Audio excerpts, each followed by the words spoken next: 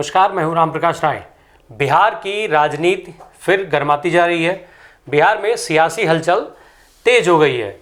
लगातार कई तरीके की अलग अलग खबरें आ रही हैं। कहीं जेडीयू और भाजपा के गठबंधन की टूटने की खबर आ रही है, तो कहीं 15 अगस्त के पहले नई सरकार के गठन की भी खबरें सुनने को मिल रही हैं।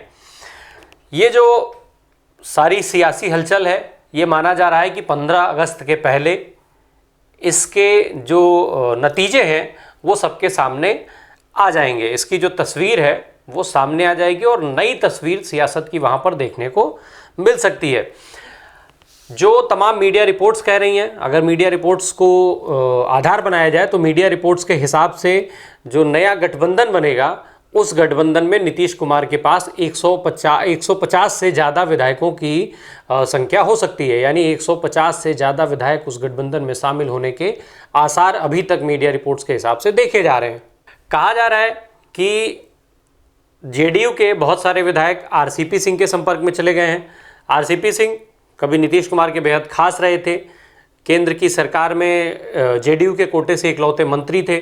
बाद में जब इनको राज्यसभा फिर से नहीं भेजा गया, नीतीश कुमार से इनकी दूरियां बढ़ती गईं। अभी हाल में हम आपको पहले इसके बारे में बता भी चुके हैं कि जेडीयू की तरफ से बाकायदा जेडीयू के नेताओं ने इनकी संपत्तियों के ब्यौरे निकाले, उसको सार्वजनिक करके किया गया और ये कहा गया है, इनसे पार्टी की तरफ से इस बात को लेकर के नोटिस जारी की गई इन्हें, कारण बताओ कि 2013 से लेकर के और 16 के बीच में इन्होंने कई सारी संपत्तियां खरीदी और जिसका 2016 में इन्होंने डिक्लेरेशन भी नहीं दिया।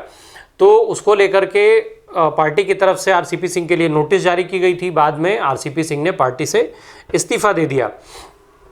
दूसरी तरफ कांग्रेस पार्टी, जेडीयू और आरजेडी सब ने अपने अपने विधायकों को मंगलवार तक पटना पहुंचने के निर्देश दे दिए हैं। कांग्रेस ने हालांकि आज शाम ही पार्टी के सारे विधायकों को पटना पहुंचने का आदेश दे दिया है। इसके अलावा जेडीयू ने अलग से अपने विधायकों और सांसदों के लिए आदेश जारी कर दिया कि सबको पटना पहुंचना है और मंगलवार को यानी कल जेडीयू और आरजेडी दोनों के विधानमंडल दल की बैठक होनी है। इस बैठक के बाद कुछ नए परिणाम सामने आ सकते हैं।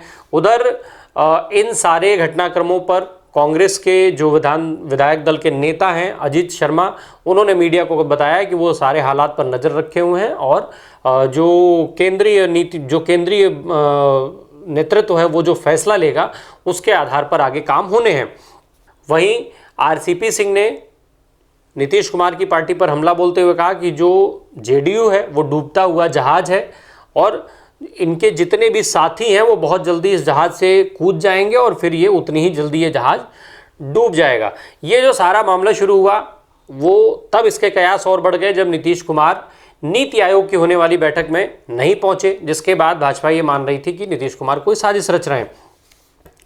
उधर दूसरी तरफ जो जनता दल यूनाइटेड के राष्ट्रीय अध्यक्ष हैं राजीव रंजन सिंह उर्फ लल्लन सिंह, उन्होंने आरसीपी सिंह के बयान पर पलटवार किया।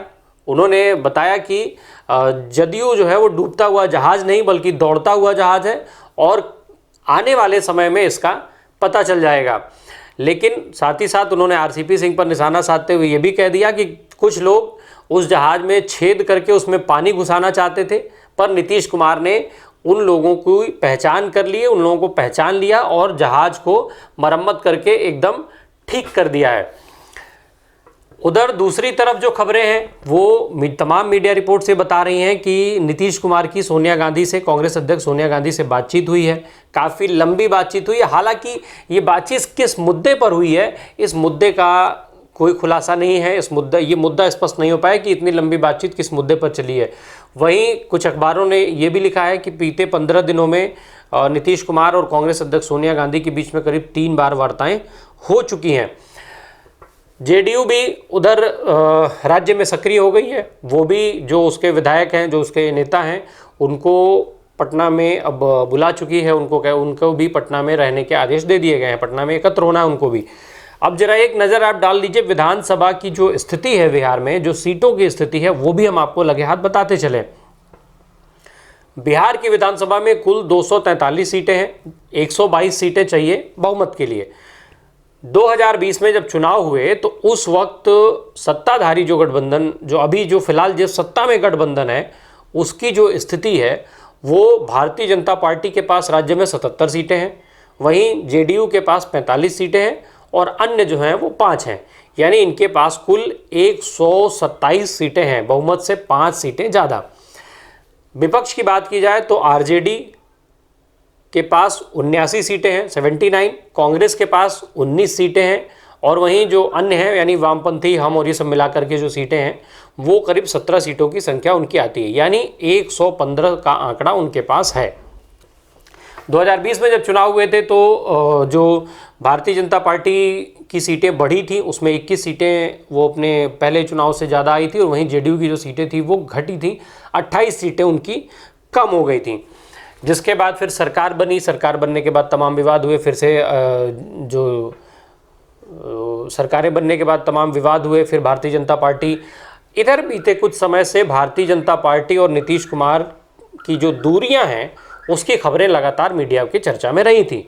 हम आपको इसके पहले कई वीडियो में ऐसे बता चुके हैं कि क्या क्या कारण हैं जिनके पीछे, जिनसे ये माना जा रहा है कि भारतीय जनता पार्टी और नीतीश कुमार की दूरियां बढ़ चुकी हैं।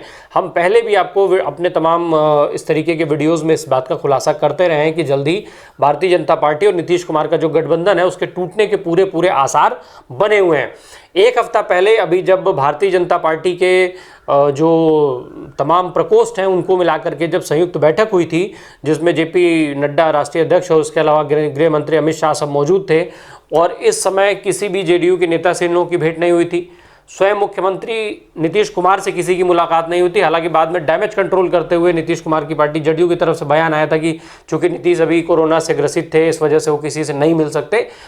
कुल मिला के राजनीतिक विश्लेषकों ने भी उस समय माना था कि बहरहाल दूरियां कुछ न कुछ बनी हुई हैं। हालांकि केंद्रीय गृह मंत्री अमित शाह ने उस समय बयान दिया था कि जेडीयू और भारतीय जनता पार्टी मिल करके एक साथ 2024 का लोकसभा चुनाव लड़ेंगी और फिर 2025 में होने वाले विधानसभा चुनाव लड़ेंगी। वहीं अब जब मीडिया से बातचीत में लल्लन सिंह से सवाल किया गया तो लल्लन सिंह ने कहा कि कल क्या हो सकता है ये कोई भी नहीं जानता, मेरे साथ कल क्या हो ये कोई नहीं जानता। 2024 की क्या बात करते हैं, 2029 की बात करिए। अरे भाई, जब अभी 2024 का चुनाव होना है तो पहले हम 2024 की बात करेंगे, 2029 की बात तो बाद में भी की जा सकती है। खैर, ये जो बयान है वो ये तो स्पष्ट कर ही देता है कि कहीं ना कहीं ये जो दूरियां हैं, जो गठबंधन के टूटने के आसार जिसकी चर्चा हम पहले से आप तक बार बार करते रहे हैं, वो पुख्ता होती जा रही हैं। कहीं ना कहीं ये स्थितियां बनती जा रही हैं जो इन दोनों धड़ों के बीच में, इन दोनों दलों के बीच में दुराव होगा और नए समीकरण बिहार में सामने आएंगे। अब देखना ये होगा कि मंगलवार को जो आरजेडी और जेडीयू की विधानमंडल दल की बैठक होनी है उसमें से क्या परिणाम निकल करके आता है। और फिर दूसरा, भारतीय जनता पार्टी की तरफ से अभी कोई पुख्ता बयान सामने नहीं आ रहा है।